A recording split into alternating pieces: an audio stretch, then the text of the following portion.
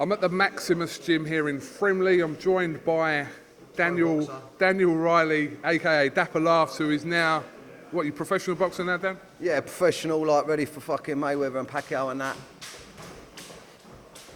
I'm wounded, that's what I am, mate. Yeah. Well, I'm going to let you try and explain to us, explain to us what you're doing and why you're doing it and who it's for.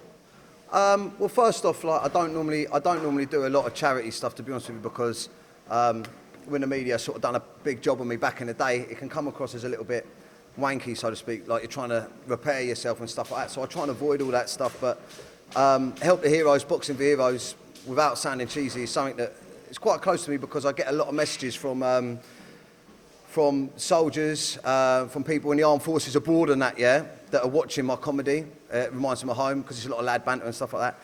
And especially quite recently, a few lads in particular that have been injured while fighting, and saying how the Snapchat and the stuff has got them through all their hospital time and rehabilitation.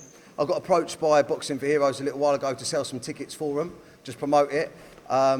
And it was around the same sort of time that I spoke to a couple of these lads, and I thought, fuck it, let's go for it. I was going to box on their fight, but it was a bit small, just in comparison to the exposure that I've got social media-wise. So I joined up with Foxy here at Maximus. We're putting on our own show, 500-600 tickets or whatever it is, in Aldershot, which is quite good because it's armed forces related. 13 weeks training course, off the booze, which is a big thing for me. Since my old man passed away in February, I've been smashing it hard, so off the booze, training hard, and hopefully going to put on a good fight. So I believe your fight is in January. What's the date of that? 22nd of January, Aldershot Princess Hall. They're going to team me up with someone with similar ability, or someone that's partially sighted, hopefully. But obviously today was the first day of your sparring. You were in there with, I think, 3 different sparring partners. You got dropped at one point now, so was it a little bit of a harsh reality to this boxing game? Well, say game, it's not a game. It was horrible, mate, to be honest with you. It was fucking horrible, but everyone thinks they can have a scrap, you know. Well, I don't know if everyone thinks they can have a scrap, but everyone likes to think they can have a scrap, and I thought I was really getting somewhere on the pads, like, you know, doing the combos and stuff like that, and with my cardio, but it all went out the window as soon as I was in there. These lads that I was fighting with, I asked them afterwards what percentage they were going at, about 30%. They teach you how to move your head. I've got no idea how to move my body quicker than his arms. I don't know how that works, and I was still feeling it in the ribs now, but I'm just glad that I got the first session out the way because I was terrified today, to be honest with you. So obviously you're putting yourself through like a proper camp. Like I said, it's good facilities here, and you're trying to get a taster of, you know, what that boxing life is like. Yeah, I am, and I'm good friends with Kevin Mitchell. I think I actually met him through you when we went to one of the fights, and I've gone to see a lot of his fights, and I want to go down and do a bit of training with him. And he said to me before how difficult it is, how grueling it is, and stuff like that. And you see him fight and you see him train, but you don't understand the level of fitness is just unreal. I'm down here for about an hour doing like cardio and fitness and that, and then an hour doing the sparring and the boxing, and that ruins my life every day. It's a particularly, obviously, busy period of your life. At the moment, you're expecting your firstborn child a few weeks away, so trying to get this in as well, your life must be pretty hectic at the moment. Yeah, well, I like to put myself under pressure, and I think that, like I said before, I had the wrong attitude this year about life. I was partying very hard. My girlfriend fell pregnant. My dad passed away, and then the next week, my girlfriend told me she was pregnant, and she was told that she couldn't have kids, so it's been a bit of an emotional roller coaster, and I was smashing it hard. I sort of run away from it all a little bit. So my thing is, I want the old man to be proud of me. So I thought, you know what, I'm just gonna go balls deep on everything. I start filming my feature film in 3 days' time, which is a month's sort of filming, and I just wanted to get my head straight for that and my head straight for the arrival of the baby. So what better to do than this stuff? Obviously, I've seen you many times at the boxing. I don't think you've confessed to being a hardcore boxing fan, but you're liking what you're seeing at the moment in the boxing game? Do you know what? I got my arse handed to me on Twitter a little while ago when I tried to sort of pretend I knew a little bit about boxing. So I'm not even going to touch on the surface to say I do. I enjoy certain fighters. Do you know what I mean? The hype around Joshua and stuff like that. I'm not sure this next fight's great for him. I don't know, but I don't want to go. I can see you fucking laughing. I don't want to go into it. And I like exciting fighters. I like watching fights. Obviously, I'm a big David Haye fan just because, do you know what I mean? He's been about for years and he's a legend, and I like his Barnett. So, but I don't want to go into any more because I can see you laughing. You're going to take the piss. What about Tyson Fury? I know you're a big Tyson Fury fan. I love Tyson Fury. Right? I'll tell you why. Because I put a joke up on Twitter that went viral where I said, when all that stuff come out about him partying too much and doing the old, and I put a joke up just literally saying, well, that's the last time his trainer tells him to have a heavy session on the bag. And I'm not going to go too far into it, but I chatted with him a little bit, and he saw the funny side of it, and because when I heard that he heard about it, I absolutely fucking shit me. I absolutely cacked me pants. But I think that he's an amazing natural fighter, isn't he? So, do you know what I mean? You've got to love him, and we all make mistakes, and do you know what I mean? We all battle with our demons and stuff, and you know. So, but yeah, I got away lightly on that one.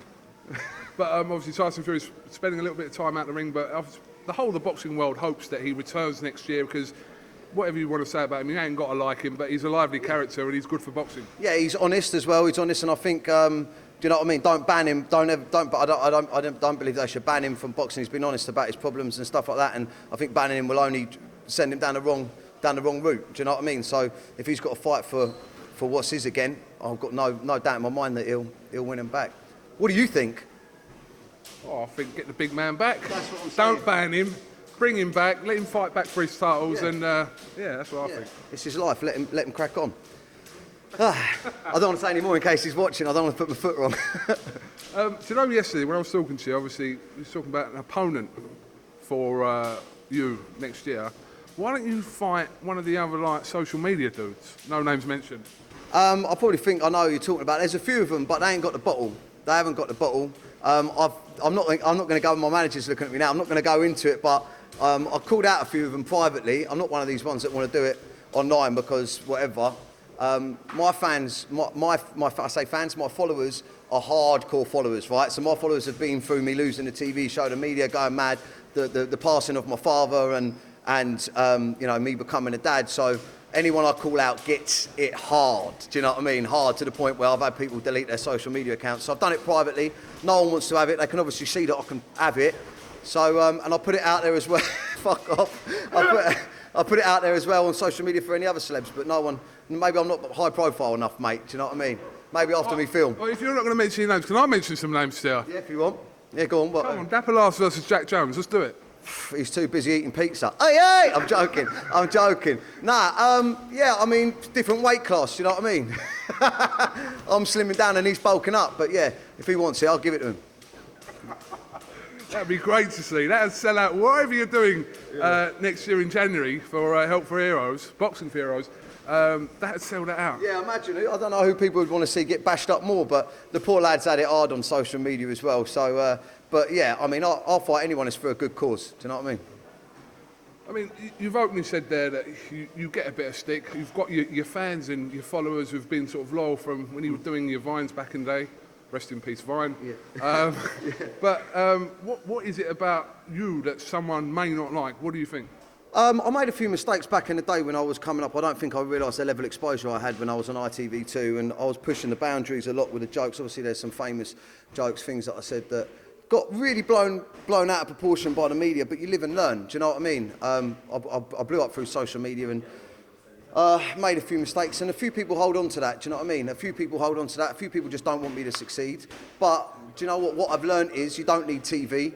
You don't need the media. I get 125 million views a month on Facebook, which is more than ITV, probably more than TV. And you know what I mean? My social media hits 500,000 a day. So I'm just doing the right thing, being nice, and just concentrating on my own thing. We've got the film coming out. You know, you've got to stop trying to please people that you can't please and concentrate on what's going on. I've matured through it anyway, so I hope. Big up, Fanged Up, your project with Terry Stone and the wonderful Nick Nevin. Yeah, that's right. Yeah, written by me and Nick Nevin. We're going to well, we're in pre-production, going to shooting on Monday. Comedy horror. There's some big names in it. Stephen Burkhoff. I don't want to mention the other ones in case they haven't signed the contracts yet. But but yeah, exciting to do film. It's another thing. I mean, you never know. The press might give me a break on this one. Do you know what I mean? And let me sort of ride the wave and get it out there. But if not, it's all part of the fun. All right, well, listen, Daniel, aka Dapper, thank you very much for talking to the Cassius and Herald Show here on BoxNation. It's good to see you taking it very seriously. I know you're taking it seriously because you got hurt in that sparring session. Bad. Very bad. And listen, it's for Help for Heroes. We'll put a link to the Just Giving page, so if people want to donate, they can. No pressure, but do it. And listen, thank you very much for letting us spend the day with you. Good man, good man. Thank you very much. And tune in. We're going to live stream the fight on the night, so tune in on my Facebook.